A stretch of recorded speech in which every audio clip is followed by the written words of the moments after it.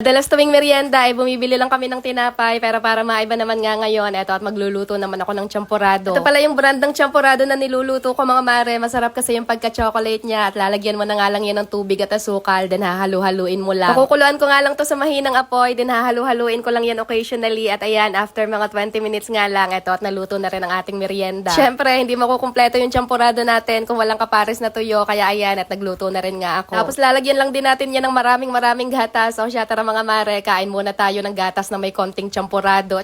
Siyempre, matik na yan. Pagkakatapos talaga nating magluto at kumain, ito naman nga ang ating haharapin, yung santambak ng mga kalat at ligpitin. Inuna ko na muna tanggalin yung mga kalat dito sa mesa, then i-sprayan ko lang yan itong ginagamit kong panglinis na Suds All-Purpose Cleaner. Ilang beses ko na nga itong napakita sa mga videos ko, pero ang dami pa rin laging nagtatanong kung ano daw itong ginagamit kong pang spray. So, ganito nga yung itsura niya mga mare, pod siya, at kung paano naman timplahin, maglalagay lang tayo ng isang pod sa 500 ml na tubig, then hintayin lang natin matunaw. Then kapag natunaw na, shake lang natin siya ng maigi at ayan, meron na tayo ditong 500 ml na all-purpose cleaner. Yes mga mare, all-purpose cleaner na siya kaya pwede nyo yan gamitin pang linis ng tiles, plastics, woods, metals, tsaka glass. Tapos sobrang sulit at ang laki din nga ng matitipid nyo dito dahil 16 pesos nga lang yan isang pod at makakagawa ka na nga ng 500 ml cleaner. Nakakatulong na rin nga ako sa environment dahil hindi ko na kailangan bumili ng iba't ibang gamit pang linis na nakalagay sa mga plastic bottles. Fresh lang din ang amoy niya at napaka-effective niya talagang gamitin panglinis. Tingnan nyo naman at ang lakas niya lang din talaga makakintab ng mga gamit. Ilang isang nanay na mahilig maglinis ng bahay, sobrang maire-recommend ko talaga to. Kaya yung link andyan lang sa comment section, saka dyan sa yellow basket.